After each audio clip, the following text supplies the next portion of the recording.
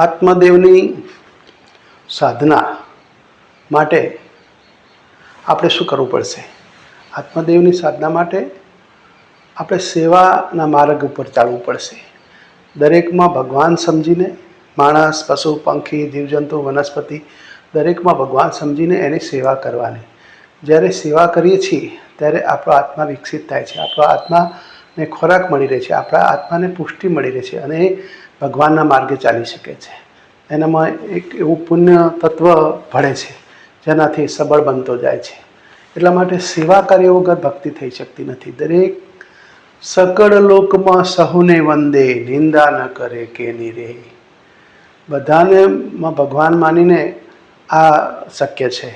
આંખ મારી ઉઘાડે ત્યાં સીતારામ દેખું.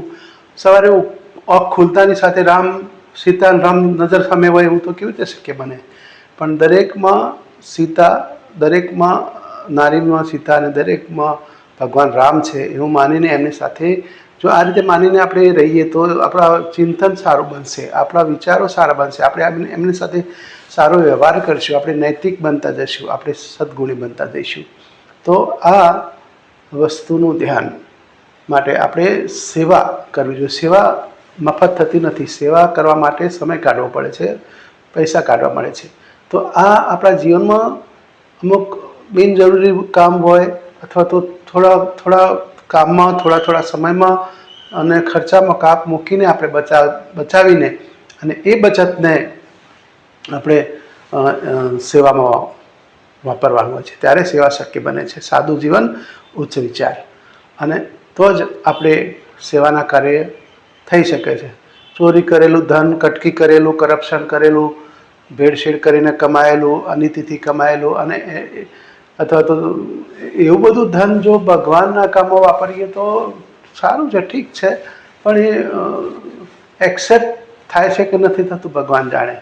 પણ કમાણીનું, મહેનતની કમાણીનું, ઈમાનદારથી કમાયેલું ધનમાંથી થોડો ભાગ કાઢીને જો સેવા કાર્ય કરવામાં આવે તો એ વધારે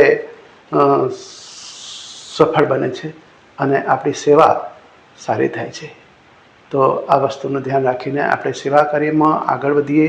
રોજ ઉઠે એવા વિચાર કરો કે આજે હું શું સેવા કરું, આજે બીજાને શું મદદ કરું, આજે બીજાને શું પ્રશ્નો સોલ્વ કરું, બીજાના શું તકલીફો સોલ્વ કરી શકું, બીજાને શું દિશા આપી શકું.